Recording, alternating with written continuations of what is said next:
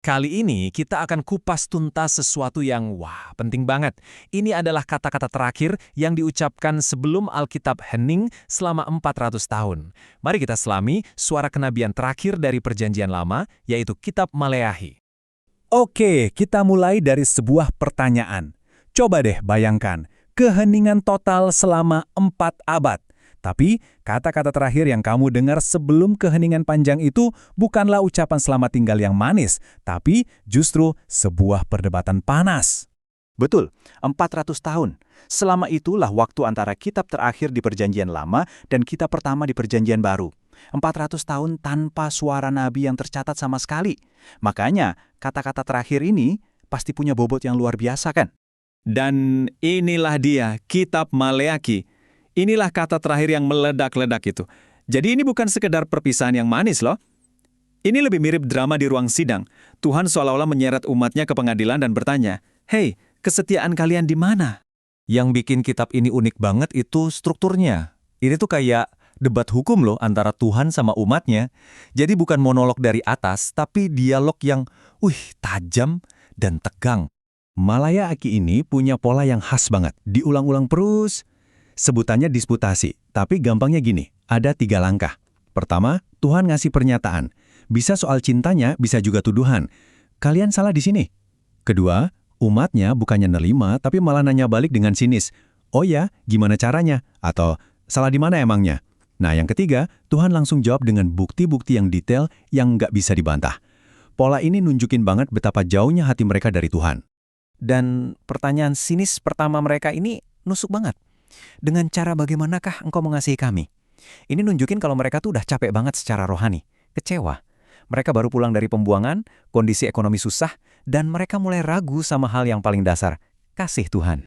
Jawaban Tuhan ini menarik banget. Dia nggak menjanjikan kekayaan atau kemudahan. Justru, dia mengingatkan mereka tentang pilihannya dari awal. Pilihannya yang berdaulat untuk menjadikan mereka umat perjanjian. Jadi kasihnya itu bukan berdasarkan kondisi mereka saat itu, tapi berdasarkan janjinya yang nggak akan pernah goyah. Nah, keraguan rohani kayak gini nggak cuma berhenti di pikiran loh. Ada dampaknya, dan dampaknya itu nyata banget. Merusak sampai ke akar-akarnya. Tuduhan pertama dari Tuhan langsung menusuk ke jantung ibadah mereka, korban persembahan di bait suci. Padahal, ini kan harusnya jadi tempat paling suci, tempat penghormatan tertinggi. Coba lihat deh perbedaannya, kontrasnya tajam banget. Aturannya, hewan yang sempurna, tanpa cacat. Kenyataannya, mereka malah bawa hewan yang buta, yang pincang, yang sakit.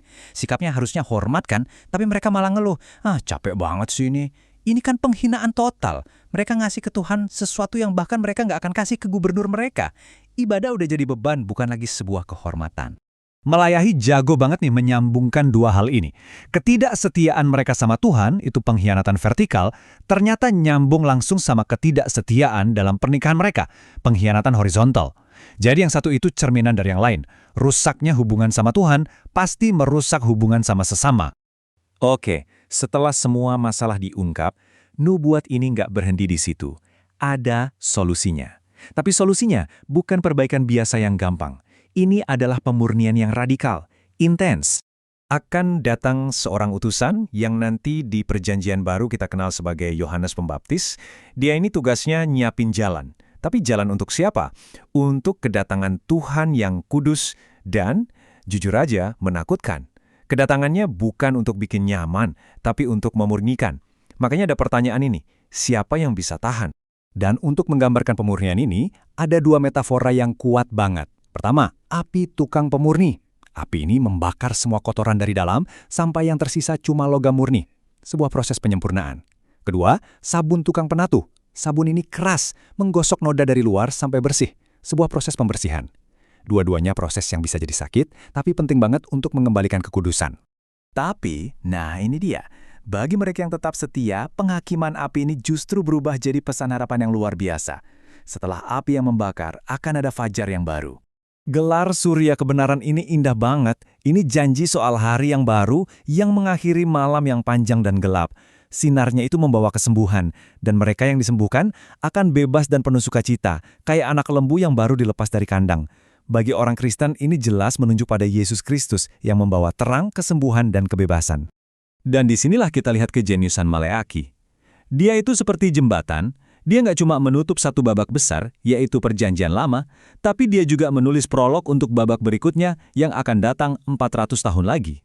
Lihat garis waktu ini deh, dimulai dari Musa yang menerima hukum Taurat. Lalu Maleahi yang tugasnya mengingatkan kembali soal hukum itu sambil menubuatkan datangnya sang utusan. Lalu hadirlah Yohanes Pembaptis, utusan itu. Dan puncaknya Yesus Kristus yang menggenapi semua hukum dan nubuat para nabi. Maleahi berdiri persis di titik balik yang krusial ini. Nah, visual ini merangkum semuanya dengan sempurna. Kata terakhir dalam Perjanjian Lama versi bahasa Ibraninya adalah cherem, yang artinya kutuk. Gantung banget kan? Sebuah akhir yang belum selesai. Dan ketegangan ini baru terjawab saat Perjanjian Baru dibuka, dengan kedatangan Dia yang adalah berkat itu sendiri. Jadi pertanyaannya adalah, setelah 400 tahun sunyi senyap, apa pesan seperti ini yang dibutuhkan dunia? Pesan Maleahi yang keras, yang menantang tapi sekaligus penuh harapan ini. Memaksa kita mikir ya. Mungkin kata-kata yang benar-benar bisa mengubah orang itu bukanlah kata-kata yang bikin nyaman, tapi kata-kata yang memurnikan, yang menjanjikan fajar baru setelah malam yang paling gelap.